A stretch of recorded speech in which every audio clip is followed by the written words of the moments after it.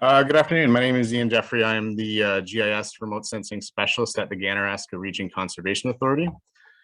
Um, Focusing on LiDAR today in particular, we work with orthoimagery, various other types of data sets, even photogrammetry, which is a different method of acquiring 3D data, but we're going to focus on LiDAR today and community well-being in general. So just an idea of conservation authorities across Ontario. We are one of 36. Ganaraska Conservation Authority is located, our office is located in Port Hope, Ontario, and we're nestled down here kind of in the middle of things. And we take in a bit of the GTA and via Durham, the Clarington portion, and we go basically just west of Brighton. The unique thing about conservation authorities is that our jurisdictional boundaries do not honor political boundaries. They're actually meaningful hydrological units. So watershed type of jurisdictional delineation for the most part. So, the overall goal of conservation authorities being conservation, restoration, development, and management of natural resources at the watershed scale. Really lends itself into the topic of balancing natural and built assets. So we, on the policy side, we administer the Conservation Authorities Act and sections of the Planning Act from the province of Ontario, and we work with a lot of provincial data. And the provinces, like a lot of us, have been moving slowly but surely towards open data. Their LiDAR coming out now is becoming increasingly available. It's openly available now on the Ontario GeoHub site. The point clouds, I believe, are still by order because they're quite large and they'll ship out on hard drive. But anyways, not only has it become more available, the province now has a strategy to acquire LiDAR to try to fill in the holes of areas without it. So it's a very promising development. So that's that. We'll get into the technical good stuff now. The LiDAR system, just really quickly, is essentially laser scanning from a plane. When we're talking about terrestrial LiDAR, there's other forms of LiDAR. There's bathymetric LiDAR. There's ground-based laser scanning, georeference types of LiDAR. But essentially, you're working with a laser scanner out of the plane, GNSS units, so global navigational system like GPS or GLONASS.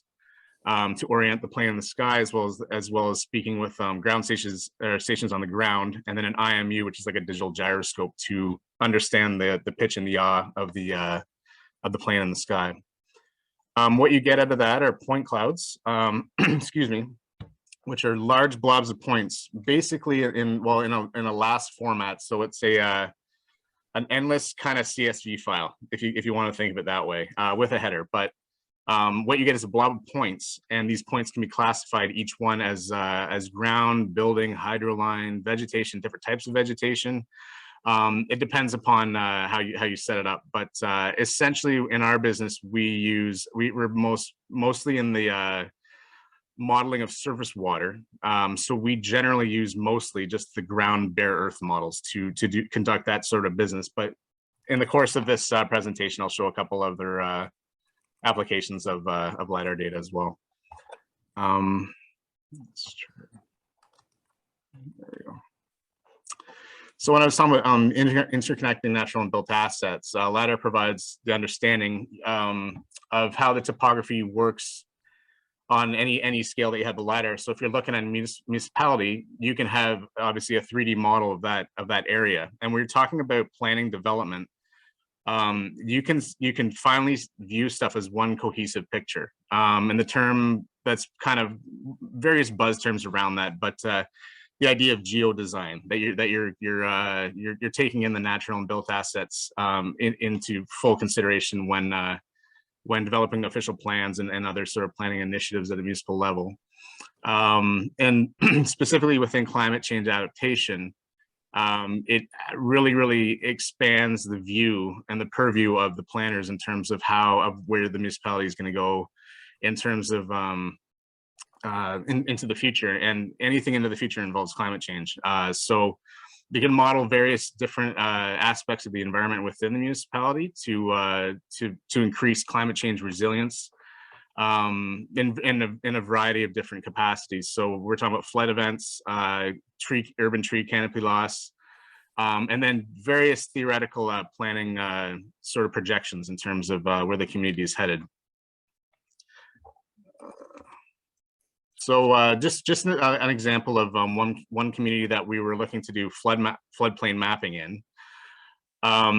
This is an ortho image showing the community, and the blue polygon showing the main water course, and the orange lines show the area that we're kind of zeroing in on for flood lines.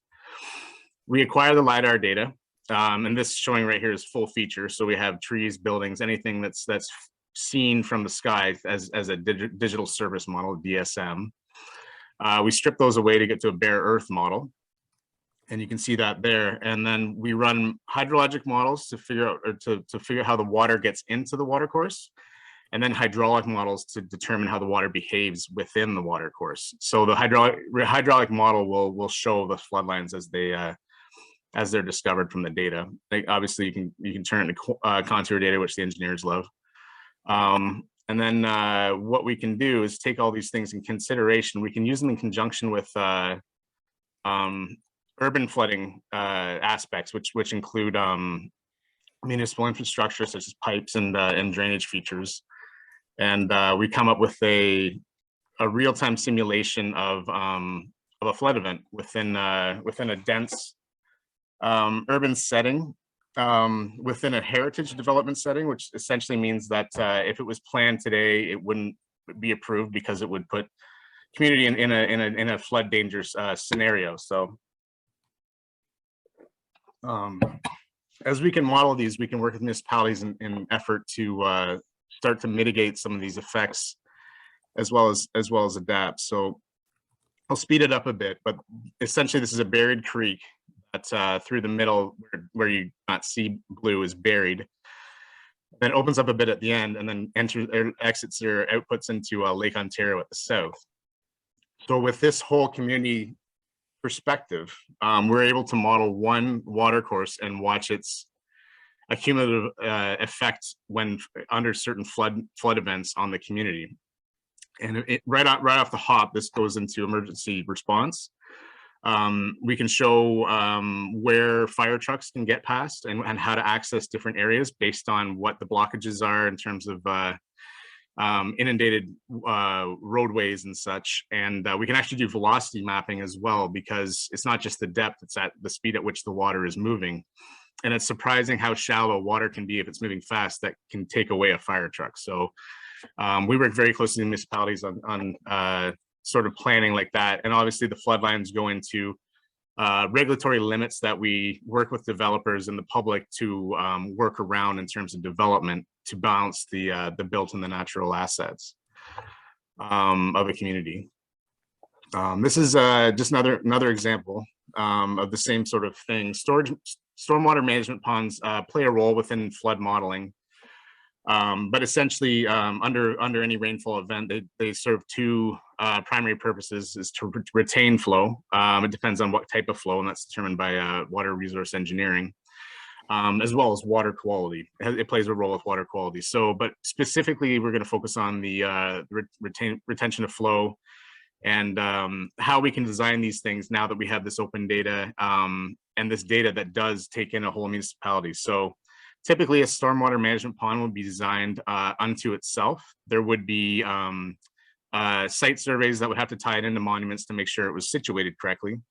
But they generally get designed on their own and then get plugged into a plan and then developed. But in terms of using them into a real-time model to model their effectiveness under flood events is something that's has only been enabled by the advent of these technologies such as LiDAR, 3D modeling, and as well as the various engineering models as well. So we took LiDAR data, the bare earth data. We did a canoe survey with RTK rover. So we filled in points in the middle where the LiDAR did not return any readings because it was terrestrial LiDAR. So over water, you don't get any data back. If you do, it's noise. So we clipped that out. We put in some data that was ground truth by high accuracy GPS LiDAR, RTK survey.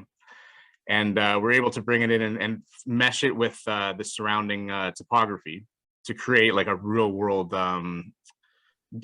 computer model on how we can plug this into different scenarios and how it behaves. We were published in 2 of the Esri magazines, the American one on the left and the Canadian one on the right for this work.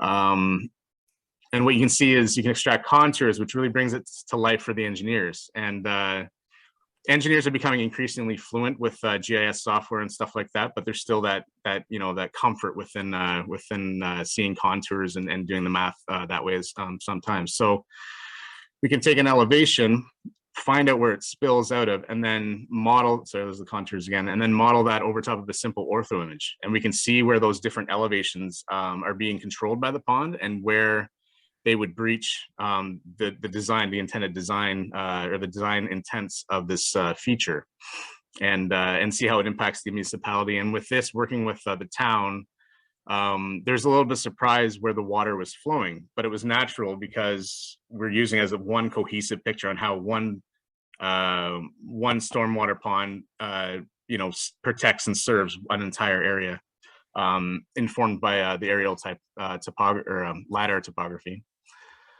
And then another quick one, urban forestry and ladder. So huge climate change considerations with this, but also we're kind of building the baseline of things over the last few years. But since high accuracy LiDAR has been available, and then kind of the uptake into the urban forestry world, we're really starting to just scrape the surface on the possibilities of it. So it's an effective biomass indicator because you can get that 3D quality with it. You can couple it with ortho imagery and just get even more bang for your buck kind of thing.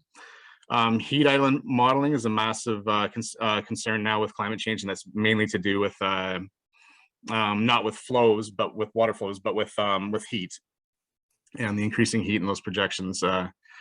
So managing the canopy, figuring out how to target where trees are being lost and how to target areas that would be best served to plant trees, and then the maturity and all these things of the makeup or the composition of these tree stands throughout the city. So you can do area or individual based modeling, and then better volume predictions, or like that biomass type of aspect. So this is a bare earth model. So this is just the ground stuff. So this is what we use to model water typically. But for this one, we want a DSM. So we keep the features that are of interest.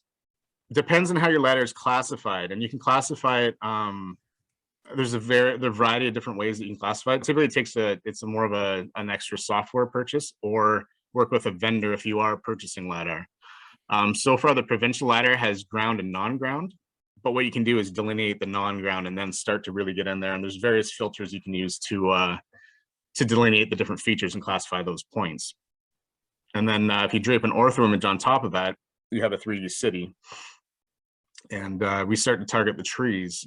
So we used ortho imagery and some of the municipal tree data, like they have a tree database, but it's kind of stand next to the tree and take a GPS point. So it wasn't really, it didn't really jive with the LiDAR directly, but we used it as a guide. It's all useful stuff. And lots of field anecdotes as well, and working with the forester. It's all just bringing all that into our toolbox. So what we're able to do is extract and get actual 3D renderings of different tree crowns. And then if you want to, there's also a full waveform LiDAR, which is available by purchase. I'm not aware of any free full waveform, but what that can get into is it returns more information to the sensor than would be a single point, telling you just sort of where it is. It can get into the foliage, and you can start to really tease apart species as well. I would love to get my hands on some. I've had some demo stuff, but that's the next step that I would love to take this. But with this stuff, like just LiDAR in general becoming more and more available across Ontario, this is the stuff that that can be done within a GIS environment with remote sensing software as well.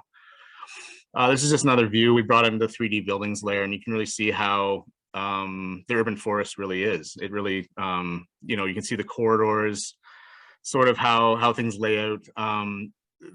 I don't know, depending on where you are with things, it's, you can have the sadness of seeing when trees disappear and where they appear, and figuring out where those things occur, and then obviously adapting and developing the bylaws appropriately to meet their policy goals. Just other ones in terms of how that actually integrates within the community of our study. So this is just back to the other slide. LiDAR is a very powerful way to balance natural and built assets, especially under climate change adaptation considerations. One of the things, just going back to the stormwater pond example, one thing that we're playing with now is if there's a theoretical, if there's an idea of where one should be, we can actually make one in that mesh. We can fuse it in instead of using that real world RTK data. If I can zoom back to that. We can just slice out an area where it might be, or where it's proposed to be.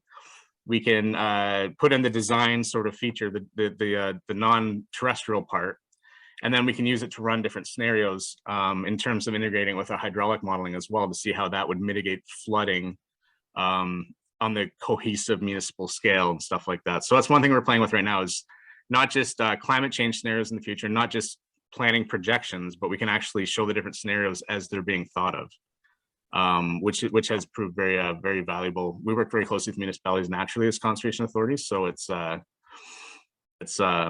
great relationship, and it's been I like to see the fact that this ladder is becoming a lot more prevalent and easy to use. So with that, thank you for listening. Excellent. Ian, thank you so much for this.